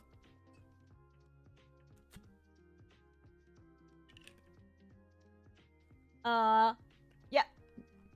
He's like a class clown. I think Akina's actually... Yeah, some, I guess. Akina comes actually from VA district, and she has a very interesting and cool spark. Basically, damn, what's his name? How can I describe it best? She can bend her bones. But instead of using it for like completely an offensive spark, she kind of uses it to like heal. So she can correct me, Kato, if I'm describing it wrong, because that's your character that you designed. But her skill is like limited to bones and stuff, right? She doesn't have flesh crafting in there. So you have a very stylish, petite, rich girl who has a bit of a bloody skill set. Let's say it like that. So she can either... God, what is his name again? From Naruto. I always... I know that that's gonna... Kimimaro! From Naruto. Like the bone guy. A bit like that, but like I said, she learns to use it as like a support thingy where she can like... She can use like claws like the Wolverine who originally had bone claws. Ah. Yeah, I also said what the inspirations were. Bone healing, yeah. You know, if you break your bones, she can mend it. She can... what else can she do? Some, like, for offensive traits, she can get out her own bones. Like, she can make her bone grow and kind of detach it and use it as a weapon, stuff like that. But that hurts! So she would never not do that.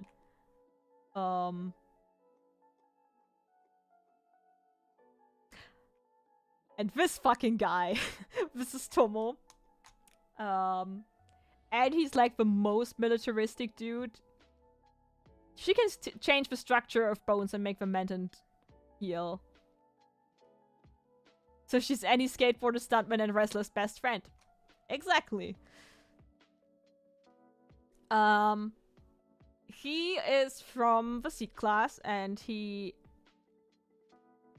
doesn't necessarily think the system is perfect or good, but he thinks it's like the thing that the society has right now, and he basically wants to climb the military ranks.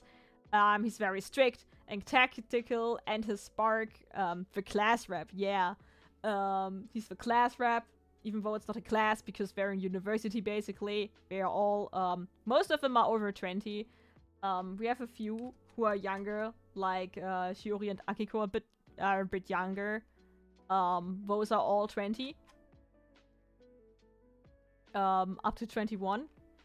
But yeah, he's like kind of the lead person, even though he's not very respected by Hanaka, for example. But his spark is basically that he can run probabilities through his mind.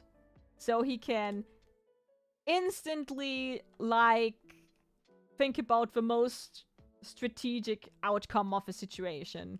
It's basically the Shikamaru thing, where he can think pretty fast and pretty complicated into the future, that it kind of becomes into some kind of foresight, but it's not like his brain is really big, it's actually a skill that he has. Or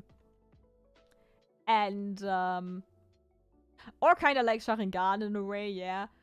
But the difference is that it kind of relies on what information he has, right?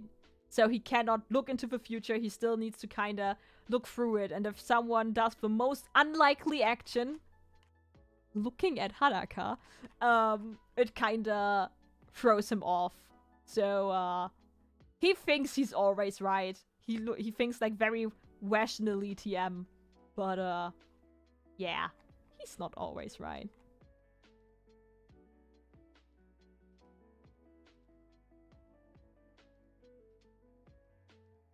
So, like, are your characters building tier or higher? What do you mean by building tier? I'm confused. Or do you mean like the state they are in currently? It's highly depending on who I'm talking about.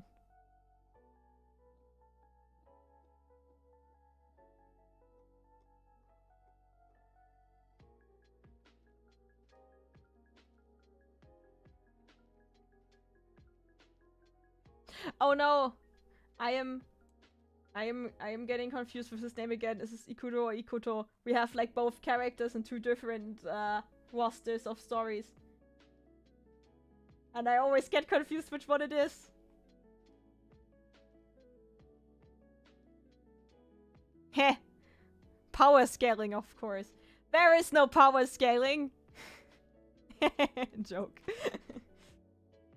I think the thing my fandom, my theoretical fandom can do to make me mad as an author is to get into power scaling discussions. I think I would just tap out. I would just be out of it. Ikuro. Okay. Ikuro. See? You're misspelling your own character name. There you go. So, his skill is that he can connect to electrical devices. And, that sounds not as interesting, but he's putting it to good use. Goku could beat them all. I mean, I think at this point most shonen cast could like beat them to a pulp, because my inwards power scaling is not as crazy in the beginning. I mean, yes, that is the teacher, and what he is I combined Aizawa with Sekiro, and that's what he is. I'm actually thinking about changing his hairstyle a bit again to like make it less obvious. I will pixel scale your fights and calculate for speed, of course. Oh no. Oh no. But he also has like that guy. He also has like telekinesis. And uses that to bend something. And I'm not gonna say what it is because it's not his scarf. Because I don't make the mistake of literally remaking Aizawa. But yeah, that's a good guess. I think there are like 8 MHA characters in disguise and changed up in here. Because for those who don't know, I used to have like an MHA fan comic with these two as protagonists, and then I was like, you know what, I want to make my own thing, and I basically spent 2 years working on them so they don't bending his knee. Well, I mean, and there's Shizumo. And Shizumu is a rich boy who got put into this forest by his father because of family reasons. He doesn't like that he's here. And his skill is that he can turn into smoke.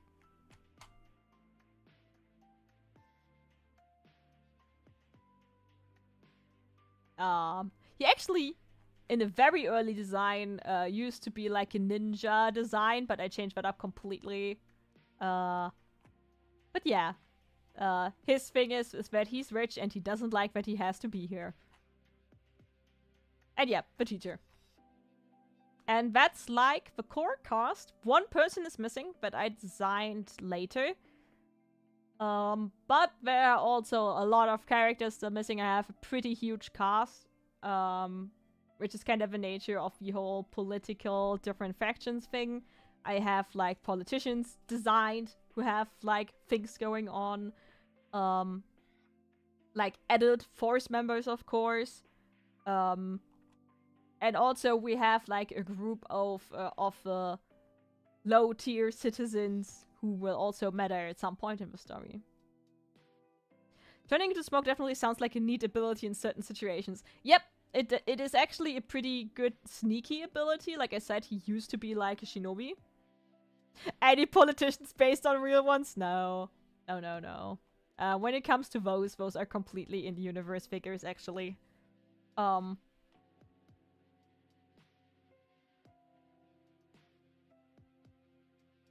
That's a lot of characters to work with. Yeah, that's true. But I like mangas with a lot of characters. The whole thing is for a first manga project pretty out of scope, if I'm honest with myself.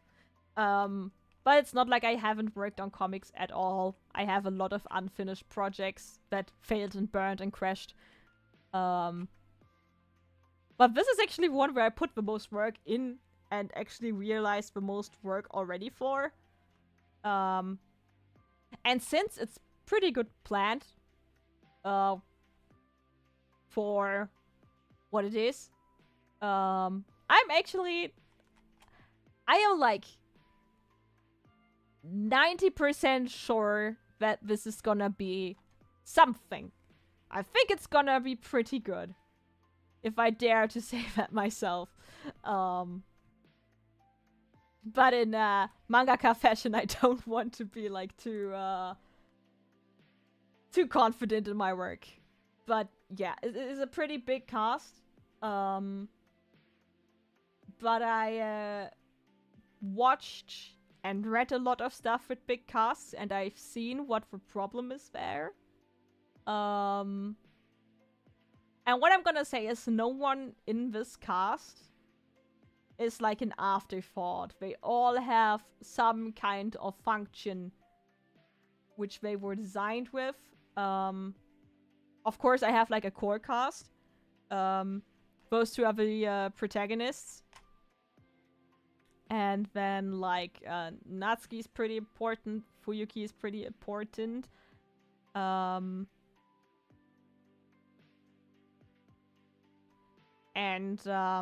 then is like, I think actually Akina is almost more important than Akiko, for example.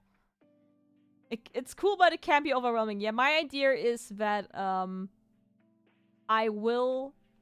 Like, every character is connected to some kind of theme or topic regarding the manga. So, in certain arcs, they're gonna be more or less important. They are all, like, an aspect of the society that I want to show. Like, for example, the rich kids play a big part just for the fact that they kind of represent the higher class in that system, right?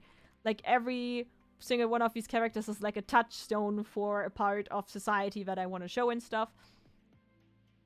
They all have their own topics and themes attached to them.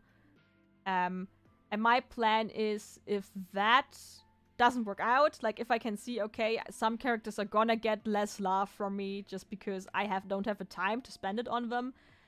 Because I'm self-publishing, I can just be like, okay, I'm gonna like put some time into like an extra comic or an extra animatic or something where I can just shine a bit of light on those characters out of the story. So that's kind of my approach. That everyone is gonna get a bit of love. And I think actually those are very easy to handle. It's gonna be very challenging to handle like the second group of characters. That is like the next important group of characters. Oh, my pen, no. But yeah, it could very well be that I shoot myself in the foot, but you know, it's a learning curve. And as long as that's entertaining, I think I can live with all my decisions. Okay, my throat is really sore. I think I need to stop soon. So I'd say, like, if anyone still has questions, you can hit me with them. I'm gonna drink a bit of water now and see if I can answer some last questions, and then we're gonna call it a day, because I talked a lot.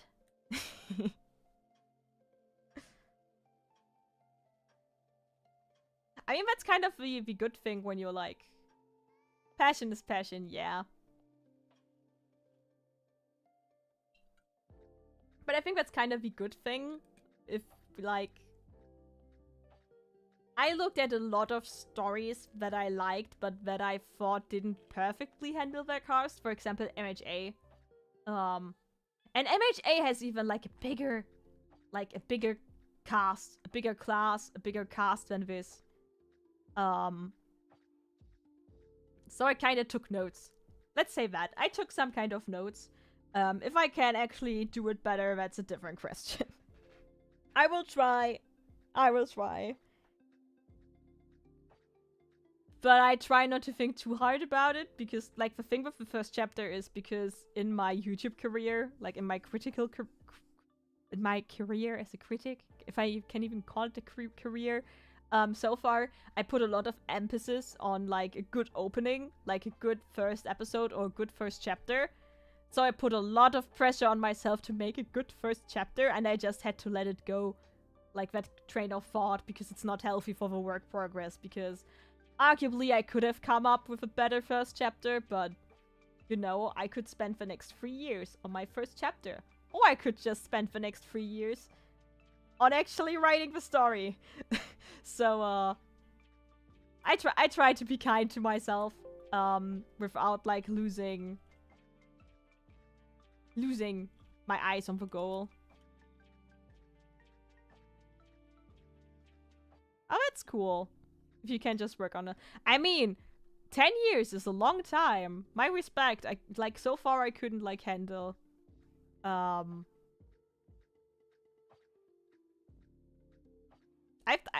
gonna see if I can handle such a long project very soon. But so far I failed.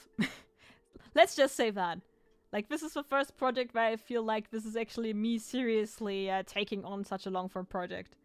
I remember the Black Clover video, oh yeah. Okay, it's gonna be better than the first episode of Black Clover. That I can say with confidence, I think. But I think it's not gonna be as good as the first chapter of Naruto. Writing-wise. Because when I analyzed that, I've always thought, yeah, it's just the first chapter, but the first Naruto chapter is actually pretty good in establishing everything. That's the best that could happen, yeah, that's true.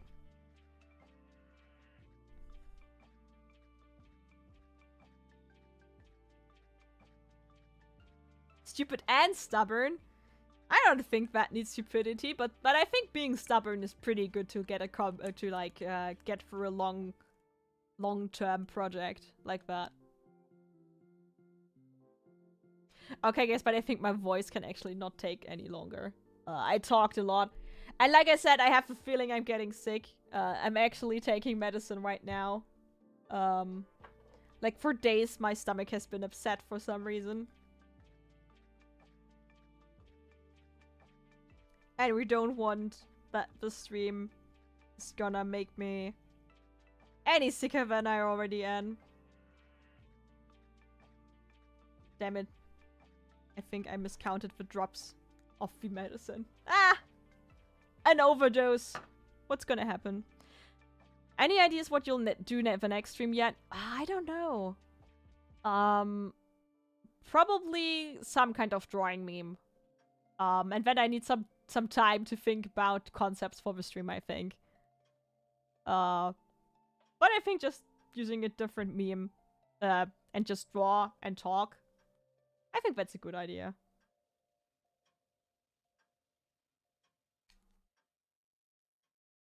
Thank you, thank you. I hope I get well soon. Yeah, well, thank you for watching, and thank you for the very active chat. I was very scared that I'm gonna have a very silent Q&A. So thank you for being here and asking the questions and talking with me. I'm gonna keep you guys updated.